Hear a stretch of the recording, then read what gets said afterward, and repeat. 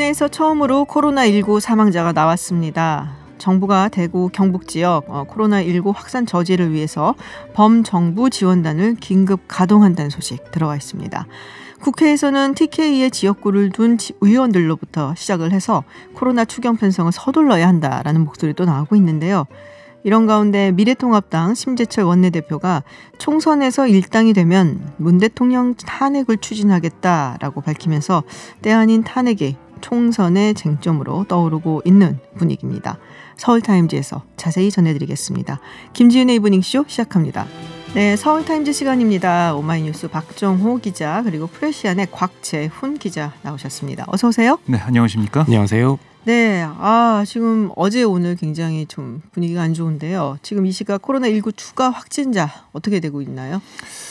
네, 오전에 31명이 추가됐고요. 오후에 22명이 추가로 확인됐습니다. 그래서 오늘 53명의 환자가 좀 무더기로 발생을 했고요. 네네. 계속해서 속보로도 좀 계속 들어오고 있어요. 네. 뭐 제주도 이게 해군 우리 병사가 또 확진 판정을 받았다라는 속보도 들어와 있고 또 전주에서도 코로나19 확진자 발생했다. 28세 남성이다. 이 속보도 좀 들어오고 있는데요. 정확한 집계, 환자 집계는 계속 업데이트가 될 것으로 보입니다. 네. 사실 다른 것보다 가장 충격적인 게 사망자가 나왔다는 것. 이제 이게 아마 가장 충격적이지 않을까 싶은데 지금 31번 확진자라고 해야겠죠. 아직 슈퍼 감염자인지 어떤지는 조금 전파자인지는 두고 봐야겠지만 같은 교회 신도들을 추가 감염을 시켰는지 아니면 그분이 감염이 된 사람들 사이에 들어가서 감염이 다 된 건지는 모르겠지만 어쨌든 해당 교회입니다. 신천지 교회. 이 신천지 교회에서는 은폐 시도 지침을 내렸다는 얘기가 있어요. 예, 근데 이게 일단 좀 오해를 피해야 될 게 이게 당연한 말이지만 바이러스는 종파의 내용과는 무관하고요. 네네네. 이게 성당이든 절이든 사람이 많이 모여서 이런 행사를 했으면 다 마찬가지였을 텐데 아무튼 오늘 주요 조간과 방송통신사 중에서는 한국일보에서 보도를 했습니다. 이게 어제 사회관계망 서비스 등에서 이 신천지 섭외부 명의의 신자 단속 공지가 이 조직적 은폐 시도 의혹을 낳았다 이런 내용이었는데요. 이 이제 SNS에 떠도는 글을 보면 그날 예배에 안 갔다거나 이제 교회에 안 갔다는 식으로 대응하라 이제 이런 내용이어서 이게 조직적 교단 측에서 이걸 은폐를 시도한 게 아니냐는 의혹이 이제 일부 인터넷 사용자들 사이에서 있었는데 이 신천지 측에서는 이건 일부 신자의 일탈이다. 그래서 일부 신자 개인 차원에서 총회 본부와 다른 방침을 밝히거나 거짓 대응 매뉴얼 등 얼토당토 않은 허위 정보를 흘린 일이 발생한 데 대해 해당자를 징계 조치했다 이렇게 밝혔습니다. 그럼 총회 차원에서는 정부가 혹은 무슨 확진 감염 의심이 나는 환자다 이럴 경우에는 적극적으로 협조를 해라 이런 얘기는 있나요? 예. 총회 차원에서는 정부 당국 자치단체 방침에 적극 따르고 협조할 것을 각 교회와 신자들에게 누차 공지하고 있다 이렇게 밝혔습니다. 네. 자, 지금 감염병 위기 단계를 지금 경계 수준인데 심각으로 격상해야 한다라는 얘기가 나오고 있습니다. 정부 측에서는 뭐라고 하는지요? 다각도로 검토 중인데요. 지금 아마 이 시간에 정세균 국무총리가 주재하는 대응 긴급 장관회의가 진행되고 있는 것으로 알려지고 있습니다. 6시부터 시작된 걸로 지금 보이는데요. 이렇게 많은 확진자들이 나오고 있고 또 사망자까지 발생해서 정부가 최근 다시 지역사회로 지역 감염으로 시작된 이 코로나19 확산에 대해서 대응을 마련할 것으로 보입니다. 그러니까 신천지 신도들 감염 여부를 전수조사하고 있잖아요. 그러니까 대구와 같은 이 지역을 특별 재난지역으로 선포하는 방안까지 열어두고 있는 것으로 알려지고 있고요. 여러 가지 이 대응 위기 단계 격상까지 고민하는 것으로 알려지고 있습니다. 문재인 대통령이 오전에 권영진 대구시장과 정은경 질병관리본부장과 잇따라 통화를 했는데 정부의 모든 지원을 아끼지 않겠다라고 강조를 했습니다. 굉장히 비상사태인 것만은 틀림이 없는 것 같습니다. 특히 이제 대구 같은 경우 그야말로 비상인데요. 대학병원 응급실 잇따라 폐쇄에 들어가면서 의료 재난 이야기까지 나오고 있습니다.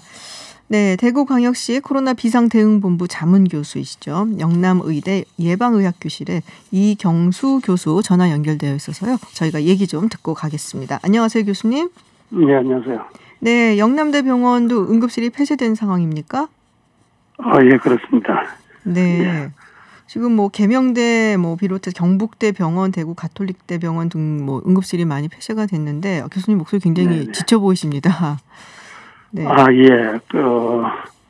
이 병원들이 돌아가면서 지금 폐쇄가 되는 상황이 계속 벌어지고 있고요. 환자들이 이제 이 안내를 받기보다는 바로 이제 응급실로 방문을 하시거나 네. 또 보건소를 통하지 않고 선별진료소를 통하지 않고 바로 오시는 경우도 계셔서 또 어떤 환자들은 응급실에 들어와서 한참 이제 몇 시간이 경과하고 나서 이제 이 발열 증상이 나타나거나 하는 이런 현상들도 생기고 있어서요. 조금 불강력적인 이런 이제 상황들도 생기는 것 같습니다. 네. 자, 동료 교수님들도 자가격리에 들어가신 경우가 있다라고 들었는데요. 예, 그렇습니다. 뭐 외래나 응급실 이제 지금 방금 말씀드렸던 그런 현상들이 일어나고 있고, 네.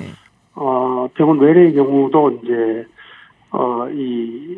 외국 여행 이 기왕력이나 또 그 이전에 다른 의심할 만한 이제 이런 과거력이 없는 상황에서 진료를 보다가 이제 발견되는 이게 이런 상황들이 지금 계속 발생하고 있어서 네네. 저희 지금 여기 이제 감염병 관리 지원 단장님도 지금 자가격리 상태로 지금 들어가 있는 그런 상황입니다. 아, 그렇군요. 지금 감염병 관리 지원 단장을 맡고 계신다 하면은 김신우 경북대 감염내과 교수시죠? 감염내과 교수님이신데. 아, 그렇군요. 사실 이런 상황일수록 의료진의 건강도 굉장히 중요한데 많이 걱정이 되네요. 지금 대구 지역 확진자 굉장히 많이 발생을 했습니다.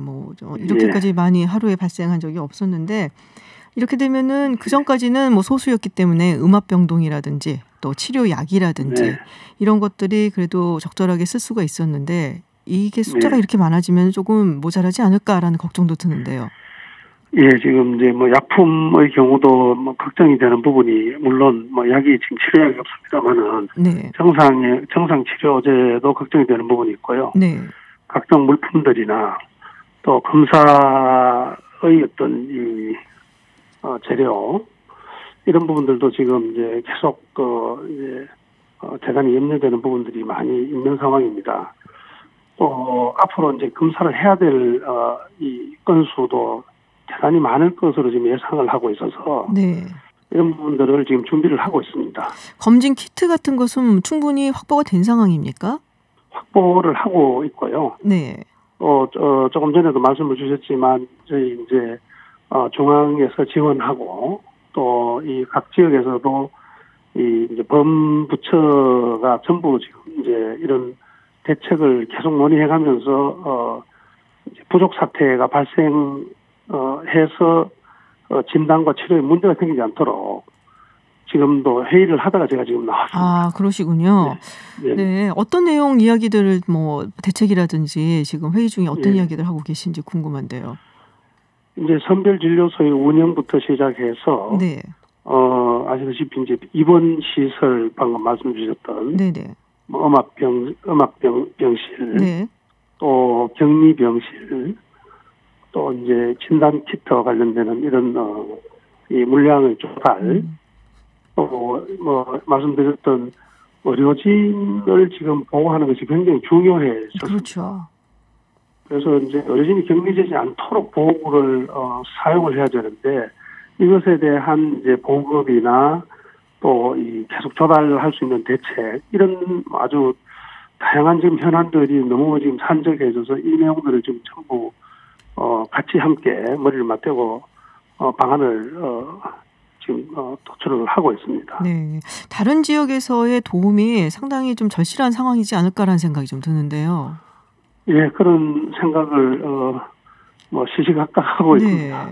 특히 인력의 문제라든지 여러 가지 이제 관련 이 장비의 문제, 검사의 저희가 검사할 수 있는 이 최대의 역량이 어느 정도 되는지 하는 것을 계속 지금 검토를 하고 있고 지금 대학병원들이 이제 검사의 정도 관리를 지금 마치고 이런 검사를 할 수 있도록 하는 장비를 지금 갖추고 있는 이런 상황이기도 합니다. 그렇지만은 이게 워낙 예상을 뛰어넘는 아주 급격한 환자 발생과 접촉자 수가 지금 계속 저희가 지금 파악이 되고 있어서 상당한 역부족을 좀 느끼고 있습니다. 그래서 저희 대구시에서는 이제 중앙부처 또 어제 총리님 방문하시고 하셨습니다만은 굉장히 여러 가지 요청들을 지금 시장님부터 시작해서 이 정부 각 부처에 하고 있고 또 본부처 대책을 지금 머리를 짜내고 있습니다. 네. 자, 지금 뭐 대구 경북을 중심으로서 굉장히 많은 환자가 나오지 않았습니까? 그래서 감염병 위기 경보를 경계에서 심각으로 격상시켜야 한다는 이야기가 나오고 있는데요. 교수님 보시기에는 어떠신가요? 저희가 이제 심각 단계로 가는 것은 지역사회 감염으로 넘어가고, 네네. 환자의 이제 발생이 이제 급격하게 많아지는 이런 상황으로 가기 때문에 그런 거라고 생각하고요. 네. 지금은 이제 우리가 역학조사라고 이야기하는 것은 질병의 전파의 원인과 또 접촉자의 전파 경로를 찾는 작업인데, 네. 이미 지금 그 단계를 넘어가고 있는 것을 느끼고 있습니다. 그래서 네. 역학조사를 가지고 지금 이 감염병을 예방하거나 또 봉쇄하거나 하는 것이 지금 이미 이제 그 단계를 넘어가고 있고, 역학조사 자체가 가지는 의미가 점점 상실돼가는 이런 단계로 지금 접어들고 있다고 판단을 하고 있기 때문에 네. 다른 지역보다는 지금 이 대구 경북 지역이 훨씬 그런 이제 단계 격상에 대한 요구는 저희가 굉장히 크다고 이렇게 말씀드릴 수밖에 없습니다. 그렇군요. 이게 네. 뭐 한두 명이 아니기 때문에 역학조사를 통해서 막을 수 있는 수준은 이미 넘어섰다라고 지금 판단을 하고 계시고, 경계에서 네. 심각으로 격상을 시킨다. 즉 지역3의 감염으로 우리가 이제 봐야 된다라는 말씀이신 것 같습니다. 네, 교수님 네, 굉장히 힘드신 것 같아요. 목소리가 많이 필요하신 것 같고, 그리고 지금 상황이 워낙 엄중하니까 아닙니다. 네. 지금 고생을 너무 많이 하시는 것 같아서 저희가 다 송구하네요. 네, 건강 조심하시고요. 네, 네네. 네, 저희가 또 다들 연락을 또 드리도록 하겠습니다. 네, 고맙습니다. 네네. 네. 네. 지금까지 영남대 예방의학교실 이경수 교수와 말씀을 나눴습니다. 네, 다 같이 들어보셨는데. 네. 상황이 상당히 심각해 보이는데요. 그 역학조사가 이제는 뭐 의미가 없는 상황이다라는 말은 누가 누구한테 옮겼는지가 의미가 없다는 얘기겠죠. 어떻게 보면은 대구 경북 지역 의원들도 상당히 이렇게 되면은 바빠지겠어요. 비상이겠는데요. 네, 오늘 사망자가 나온 지역도 바로 이 경북 청도 대남병원이었기도 한데요. 그래서 오늘 여야 할 것 없이 여야 의원들이 이 문제에 대해서 상당히 특히 이 대구 경북 지역 의원들이 목소리를 높였습니다. 이 더불어민주당에서는 김부겸, 홍일학 의원 등이 이제 뭐 SNS에 쓴 글이라든지 아니면 기자들과 만나서 추가 경정 예산 편성이 필요하다 이런 주장을 폈고, 미래통합당도 오늘 오후 의원회관에서 대구 경북 발전 협의회 차원의 회의를 열었고요. 뭐 이런 기회 등을 통해서 뭐 추경호, 곽상 도 정태혁 의원 등이 뭐 대구 초중고 개학 연기를 요청한다거나 뭐 대구 전 지역을 특별 재난 지역으로 선포해야 한다 이런 주장들을 하고 있습니다. 네. 자, 여기서 잠깐 교통정보 듣고 돌아와서 다시 이야기 나누도록 하겠습니다. 네, 서울타임즈 돌아왔습니다. 정치권으로 좀 가보도록 하겠습니다. 심재철 원내대표 총선 승리하면 문재인 대통령 탄핵을 추진하겠다라는 말을 했어요. 갑자기 웬 탄핵 이야기인가요? 네, 심재철 미래통합당 원내대표가 오늘 라디오 인터뷰에서 네. 지금은 우리가 소수당이어서 탄핵 발의를 하더라도 추진이 되지 않지만 이번 국회의원 선거를 통해서 제1당이 되거나 숫자가 많아지게 되면 탄핵을 추진할 수 있게 될 것이다. 이런 얘기를 해서 눈길을 끌었습니다. 사실 이게 갑자기 나온 건 아니고요. 심원내 네. 대표는 지난 10일에도 이 구 자유한국당 최고위원회의에서 청와대 울산시장 선거 개입 사건을 언급하면서 문 대통령 연루 사실이 조금이라도 나타나면 탄핵을 네. 추진할 것이다 이렇게 얘기를 한 적이 있습니다. 그렇군요. 지금 뭐 사실 김용호 공감위원장이 잘하고 있다는 얘기들이 많아요. 지금 뭐 PK라든지 TK 쪽에 현역 의원들이 상당히 많이 불출마 선언을 했고 도대체 어떻게 했길래 그러냐 뭐 이런 얘기도 있는데, 그 와중에 지금 이제 세보수당 측에서 오신 의원들은 조금 불만이 많아 보인다 이런 얘기가 있거든요. 그 문자 사건. 이게 이번 주부터 사실 이 통합당 그러니까 네. 보수 쪽 흐름이 약간 롤러코스터를 탄달까 좀 그런데요. 월요일 화요일 오전까지는 도수통합 성공시키면서 아주 분위기가 좋았다가 그러니까요. 화요일 오후 그다음에 수요일은 이제 방금 말씀하신 이현주 의원 그 전략공천 논란이라든지 이혜훈 의원, 유승민 의원 문자 이런 게 터지면서 좀 이제 뭐 기울어지는가 했는데, 오늘 방금 말씀하신 것처럼 뭐 김광림, 최교일 의원 등이 불출마를 선언하면서 네네. 다시 분위기를 좋은 쪽으로 가져오려나 하고 있는데, 아무튼 이 방금 말씀하신 유승민, 이혜훈 의원 메신저 문자 이건 아직까지 약간 논란이 되고 있는데요. 여기에 대해서 이제 당에서 단속하는 목소리가 나왔습니다. 이제 황교안 대표가 오늘 공개적으로 당내 아주 작은 잡음도 큰 소음으로 울릴 수 있는 엄중한 시기다. 우리 분열 다툼을 손꼽아 기다리는 세력이 있다. 이렇게 공개 경고를 보냈고요. 김영호 위원장도 어젯밤 이 공천관리위원회 명의 입장문에서 일부에서 공간이 원칙과 방향을 흔들려는 시도에 대해 심각한 우려와 유감을 표한다 하면서 엄중하게 경고하고 다시 반복될 경우 단호히 대처할 것이다. 이렇게 얘기했습니다. 뭐 이렇게 말로 경고하고 하는데 제가 볼 때는 결과로 어떤 결과 나오는지 공천 그렇죠. 결과가 뭐 이해운 의원, 뭐 하태경 의원, 뭐 정병국 의원, 지상욱 의원 등등에서 세보수당에서 오는 의원들의 공천 결과 어떻게 나오는지 여기에 따라서 뭐 나중에 가서 분란이 있을 수도 있다 이런 생각이 들더라고요. 오늘 아침에 정병국 의원이 다른 라디오 인터뷰를 했는데 거기서 만약에 결과가 좀 불공정한 것처럼 보이면 어떻게 할 거냐 진행자가 이렇게 물어봤더니 가만 안 있겠다. 가만 안 있겠다. 하더라고요. 그렇군요. 조금 불안해 보이긴 합니다. 네.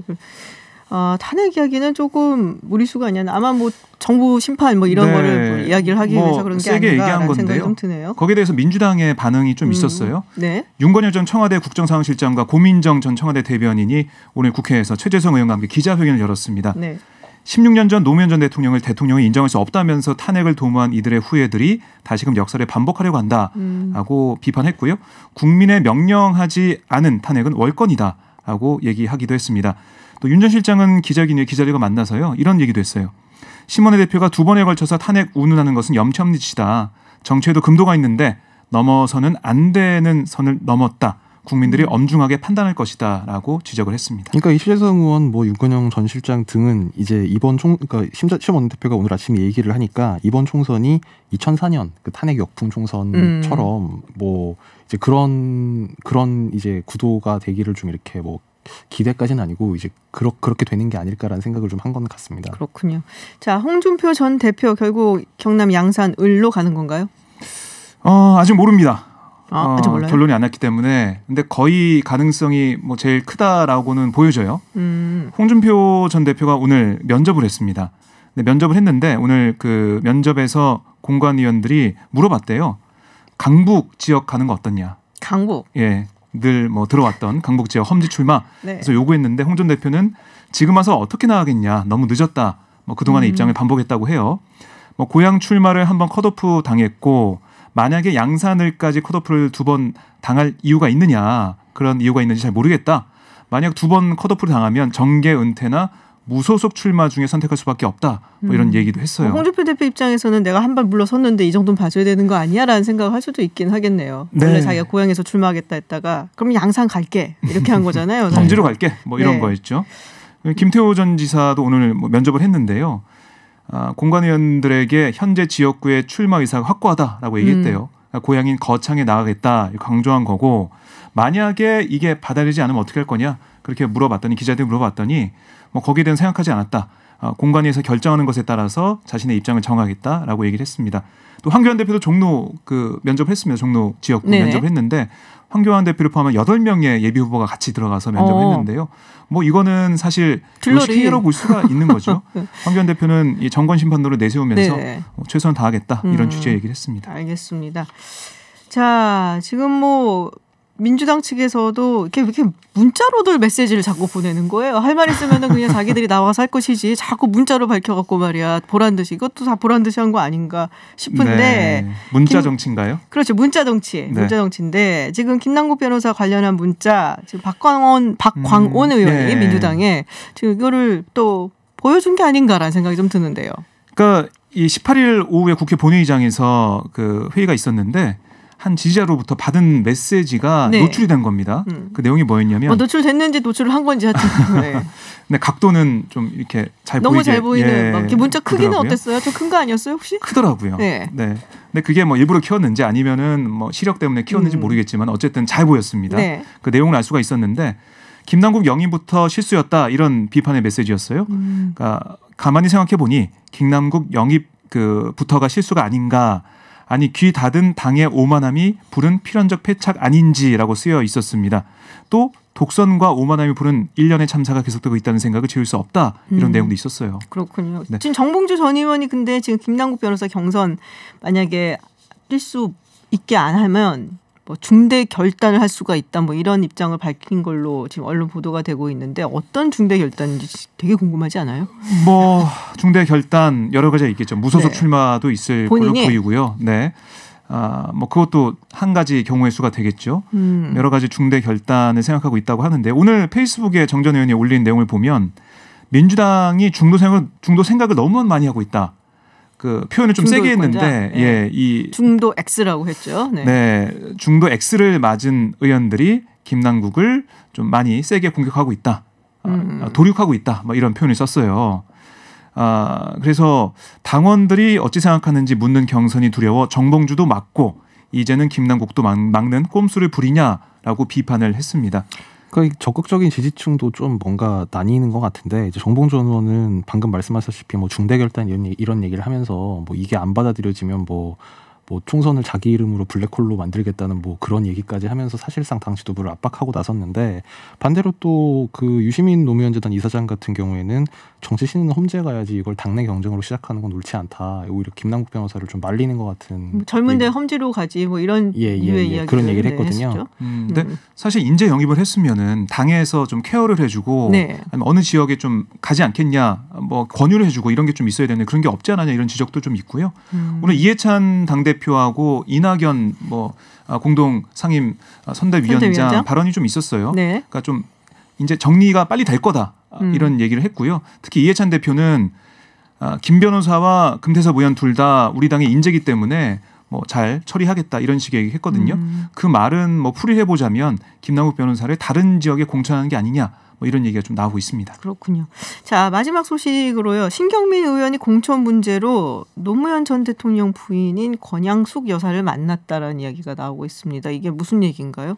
이게 오늘 중앙일보에 보도가 된 기사인데요. 네. 신경민 의원이 이 중앙일보 기자랑 통화를 하면서 이렇게 얘기를 했다고 합니다. 답답한 마음에 지난 18일에 경남 양산 이 노무현 대통령 사저에 내려가서 권양숙 여사를 만나고 왔다면서 그 자리에서 이 권양숙 전 영부인이 영등포울은 중요한 지역인데 왜 그렇게 경선 지역이 됐냐. 내가 특정 후보 공개 지지하는 건 어렵지만 신 의원을 격려하겠다 이렇게 얘기했다고 신 의원이 중앙일보에 밝혔습니다. 그렇군요. 이게 오늘 여기서만 사실 보도가 됐는데요.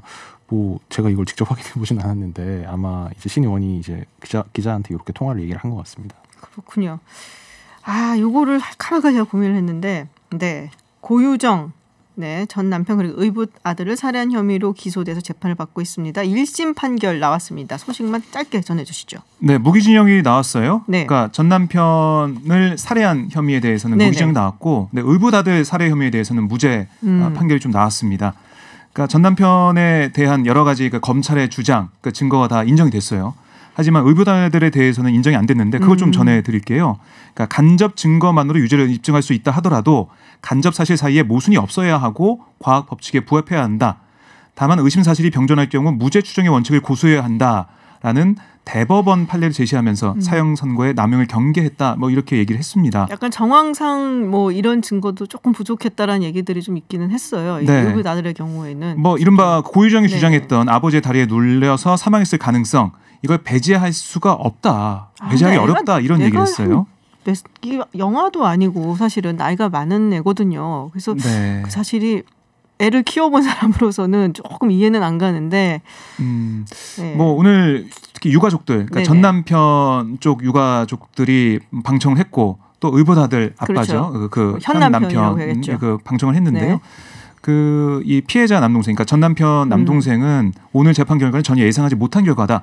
얼마나 사람이 더 잔혹하게 죽어야만 사형에 선고되는 것인지 재판부의 기준을 이해할 수도 신뢰할 수도 없다라고 주장을 했습니다. 그 좀 증거주의를 엄격하게 적용을 했다고 봐야죠. 이를테면 뭐 손자국이 나왔다던가 뭐 이제 이런 아니면 뭐 CCTV가 있다던가 뭐 이런 움직일 수 없는 물증이 있다면 뭐 다르게 판단을 할 수도 있었겠지만 그 부분에 대해서는 이제 그 유죄로 달리 인정할 만한 증거가 없다 이렇게 판단을 한 걸로 보입니다. 알겠습니다. 여기까지 듣도록 하겠습니다. 네, 지금까지 프레시안의 곽지훈 기자 그리고 오마이뉴스 박정호 기자였습니다. 고맙습니다. 네, 고맙습니다. 감사합니다. 네, 해외 뉴스 알아보는 서울타임즈 시간입니다. 전주현 캐스터와 함께합니다. 어서 오세요. 네, 안녕하세요. 역시 뭐 매일처럼 코로나19 뉴스로 시작을 해야 될 것 같은데 중국 통계가 지금 왔다 갔다 한단 말이에요. 그렇습니다. 네. 분류 방식을 또 바꿨거든요. 그래서 후베이성 위생건강위원회가 어제 하루 동안 코로나19 확진 환자가 전날보다 349명 늘어났다 이렇게 발표를 했어요. 사망자는 108명이 늘어났다 이렇게 했는데 지금 확진 환자가 전날에는 1693명 늘었다라고 했는데 어제 하루가 지나니까 349명으로 쑥 줄었잖아요. 네. 왜냐하면 13일부터 임상진단병례를 도입해서 오랜 시간이 걸리는 핵산 검사 대신에 CT 촬영에서 폐렴 소견을 보이면 확진자로 분류하겠다. 이렇게 네네. 진단 결과, 이제 진단 기준을 바꿨었잖아요. 그래서 그걸 적용했더니 12일 하루 동안 중국 전역의 신규 확진자가 임상진단병례를 포함해서 15,000명이 너무 늘어나니까 갑자기 또 확 늘었어요. 그래서 13일에 5,090명을 기록한 뒤에 16일까지는 2,000명대, 17일부터는 1,000명대를 보여왔는데 지금 임상진단 병례를 또 제외하도록 이렇게 해버리니까 변경된 19일에는 1,000명 밑으로 이렇게 뚝 떨어진 겁니다. 그러니까 이게 숫자를 좀 줄이려고 일부러 또 변경한 게 아닌가라는 생각이 드는 거죠. 아무래도 이렇게 국내 공포감이 이게 확진자가 폭증하면서 높아지니까 네. 후베이성의 확진 판정 기준을 예전 기준으로 다시 돌려놓은 게 아니냐 이런 얘기가 나오는데 문제는 이렇게 통계 기준이 자꾸 변경이 되니까 이 통계에 대한 신뢰성에는 의문이 더 커질 수밖에 없습니다. 네, 지금 근데 그 얘기도 있더라고요. 뭐 여태까지 코로나 그 바이러스가 뭐 이렇게 감염이 되는 경로 같은 거에서 여러 가지 얘기가 있었는데 에어로졸에 의한 것도 있다라는 얘기를 중국 측에서 처음으로 나왔단 말이에요. 그렇습니다. 중국 국가위생건강위원회가 어제 코로나19가 에어로졸, 즉 공기 중에 떠 있는 고체나 액체 밀입자를 통해 전파될 가능성도 있다라고 얘기를 한 거예요. 근데 이 조건을 좀 달긴 했습니다. 상대적으로 밀폐된 환경에서 장시간 고농도 에어로졸에 노출된 상황에서 가능하다 이렇게 설명을 했는데요. 앞서서 상하이시의 민정국 청춘부국장이 에어로졸 전파를 통해서도 감염될 수 있다 이렇게 얘기를 했거든요. 근데 그때 국가위생건강위원회는 아직은 증거가 확실하지 않다라고 얘기를 한 적이 있습니다. 근데 이제는 코로나19 바이러스가 에어로졸 형태로 화장실의 하수도를 거쳐서 전파될 수 있다는 전문가들의 경고와 우려를 처음으로 공식 인정한 것이어서 이 얘기가 지금 주목이 되고 있습니다. 그래서 사스 퇴치의 영웅으로 불리는 중난산 중국 공정원 원사가 최근에 홍콩 아파트에서도 대피하는 사건이 있었잖아요. 비슷한 이유로. 그리고 2003년에 사스 당시에 아모이 가든 아파트 집단 감염 사태 이걸 거론을 하면서 자신들의 연구팀이 코로나19 환자의 대변에서 바이러스를 분리한 것을 제시했습니다. 그래서 하수도가 새로운 전염원일 수도 있다. 이걸 보여주는 얘기다라고 했는데 이 하수도에 머물러 있던 분변 안의 바이러스가 바람을 통해서 공기 중으로 빠져나올 때 사람들이 바이러스가 함유된 공기를 흡입하면 감염 위험이 있다는 설명을 한 겁니다. 그래서 주택이나 공공장소에서는 하수도가 잘 통하도록 유지하는 게 아주 중요하다 이런 얘기를 내놨습니다. 근데 그게 또 오래된 주택 같으면은 사실 그것도 힘들죠. 참 여러 가지로 걱정스러운 일들이 많습니다. 뭐 우리나라에서도 오늘 확진자 중에서 사망자가 한 명 나왔고 또 일본 크루즈선에서 있었던 일본인 2명이 사망했다는 소식 들어와 있습니다. 자, 다른 이야기를 좀 해볼까 합니다. 지금 뭐 언젠간 이게 다가올 거라고 생각을 했는데 한미 방위 분담금 협상이 제대로 이루어지지 않으면서 그렇습니다. 자, 이제 한국인 근로자들이 있잖아요. 주한미군에서 일을 하는 그분들에 대해서 무급 휴직을 이제 곧 시행을 할 수 있다라는 이야기. 하면서 조금 구체적인 방안들이 나왔어요. 그렇습니다. 국방부 측에서. 지금 한 9천여 명 정도가 있는데요. 주한미군 한국인 근로자 무급 휴직 문제와 관련해서 지금 미국 합동참모본부 측이 필요할 경우에 근로자들이 제공하는 업무에 우선순위를 매겨야 할 것이다. 이런 얘기를 내놓은 거예요. 아무래도 이제 전면적으로 무급 휴직이 현실화되면 충격파가 크니까 그래서 우선순위별로 업무를 구분해서 휴직 규모를 정할 수 있다. 이런 취지로 해석이 되는데 그 순위는 이렇습니다. 보건, 안전 같은 최우선 분야는 좀 제외를 시키고 그 나머지 분야에 대한 휴직 가능성을 시사한 것으로 지금 해석이 되고 있어요. 이게 4월 1일부터 만약에 그렇습니다. 시행이 된다면? 주한미군 사령부가 지난달에 한국인 직원들에게 4월 1일부터 잠정 무급 휴직이 시행될 수 있다는 60일 전 사전 통보를 했다. 이런 얘기를 한 적이 있죠. 그리고 에이브럼스 주한미군 사령관도 무급 휴직에 대비해야 한다. 이렇게 밝힌 상황입니다. 지금 뭐 다음 주에 한미 국방장관 회담이 있는데 거기서 방위 분담금 문제가 거론이 되느냐라는 얘기가 나오고 있어요. 거론이 된답니다. 정경두 국방장관이 24일에 미국을 방문하거든요. 그래서 에스퍼 미국 국방장관과 국방장관 회담을 열 예정인데 미국 국방부가 이 자리에서 방위비 문제는 의제가 될 것이다 이렇게 밝혔습니다. 그러니까 여러 가지 의제가 많은데 유독 방위비 문제만 딱 지목을 했거든요. 그래서 그만큼 트럼프 행정부의 증액 의지를 반영한다는 의미가 담긴 거기 때문에 아무래도 이번 회담에서 압박이 좀 거세지지 않겠느냐 이런 전망 전망이 나오고 있습니다. 선거철이 다가왔거든요. 네. 네. 그래서 아마 트럼프 대통령 입장에서는 이렇게 많이 이제 받았다, 네. 올렸다, 보여줘야죠. 네, 보여줄 네. 만한 하나의 어떤 전승 기록이 필요하니까 네, 네. 에스퍼 국방장관도 뭐 상당히 트럼프 대통령의 충성파이고 그렇습니다. 이 부분에 대해서는 미국이 많이 양보는 안 할 것 같다라는 굉장히 좀 우려스러운 생각이 드네요. 월스트리트저널에 에스퍼 장관, 폼페이오 국무장관이 한국은 부양 대상이 아닌 동맹 뭐 이런 기고문을 네. 이례적으로 올린 적이 있잖아요. 그렇죠. 뭐 네. 한 달 전쯤이었던 네, 것으로 그렇습니다. 네, 지난달 16일이었는데 노골적으로 증액을 뭐 압박을 한 적이 있기 때문에 이번에도 그런 일이 벌어질 것 같습니다.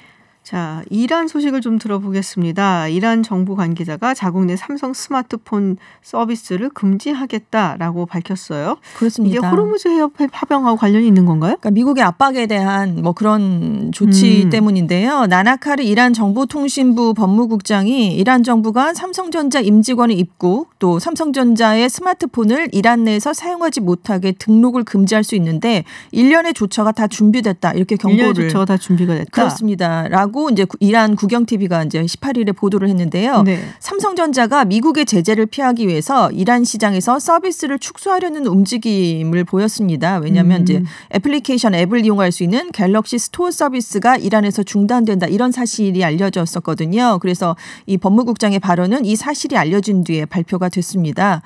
그래서 지금 현지 우리 기업에 그렇다면 실질적인 지침이나 조치가 내려졌는가 보면 아직까지는 이렇게 조치가 이루어지지는 않은 것으로 알려지고 있어요. 네. 지금 이란 스마트폰 시장에서 삼성전자 점유율이 50% 정도입니다. 그렇게 많이 팔려요? 2000년대 초반부터 1위를 지키고 있다고 그래요. 한 연간 1000만 대 정도가 판매하는데 그러니까 뭐 한 500만 대 정도를 판매하고 있다는 얘기죠. 그렇게 많은 줄은 몰랐네요. 그렇습니다. 네. 그래서 또 삼성전자가 이달 말부터 이란에 스마트폰을 수출하기 않기로 했다 이런 보도도 나온 적이 있거든요. 네네. 그래서 나나카르 국장은 이걸 좀 재고해달라고 요구하고 시한을 제시한 공식 서한을 보냈는데 아직 회신을 받지 못했다라고 하면서 만약에 이게 현실화되면 이란 부유층이 선호하는 고가의 세기종을 대상으로 삼성 스마트폰 등록을 금지하는 방안을 고려 중이다. 매출에 타격을 줄 수 있다. 이렇게 경고를 했고요.